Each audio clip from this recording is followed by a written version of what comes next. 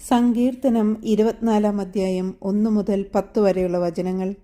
മഹത്വത്തിൻ്റെ രാജാവ് എഴുന്നള്ളുന്നു. ഭൂമിയും അതിലെ സമസ്ത വസ്തുക്കളും ഭൂതലവും അതിലെ നിവാസികളും കർത്താവിൻ്റേതാണ്. സമുദ്രങ്ങൾക്ക് മുകളിൽ അതിൻ്റെ അടിസ്ഥാനം ഉറപ്പിച്ചതും നദിക്ക് മുകളിൽ അതിനെ സ്ഥാപിച്ചതും അവിടുന്നാണ്. കർത്താവിൻ്റെ മലയിൽ ആര് കയറും? അവിടുത്തെ വിശുദ്ധ സ്ഥലത്ത് ആര് നിൽക്കും?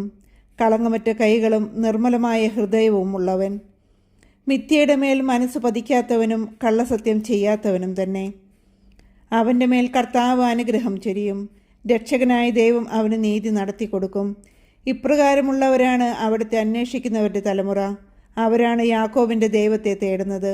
കവാടങ്ങളെ ശിരസ്സുയർത്തുവിൻ, പുരാതന കവാടങ്ങളെ ഉയർന്നു നിൽക്കുവിൻ. മഹത്വത്തിൻ്റെ രാജാവ് പ്രവേശിക്കട്ടെ. ആരാണ് ഈ മഹത്വത്തിൻ്റെ രാജാവ്? പ്രബലനും ശക്തനുമായ കർത്താവ്, യുദ്ധവീരനായ കർത്താവ് തന്നെ. കവാടങ്ങളെ ശിരസ്സുയർത്തുവിൻ, പുരാതന കവാടങ്ങളെ ഉയർന്നു നിൽക്കുവിൻ. മഹത്വത്തിൻ്റെ രാജാവ് പ്രവേശിക്കട്ടെ. ആരാണ് ഈ മഹത്വത്തിൻ്റെ രാജാവ്? സൈന്യങ്ങളുടെ കർത്താവ് തന്നെ. അവിടുന്നാണ് മഹത്വത്തിൻ്റെ രാജാവ്.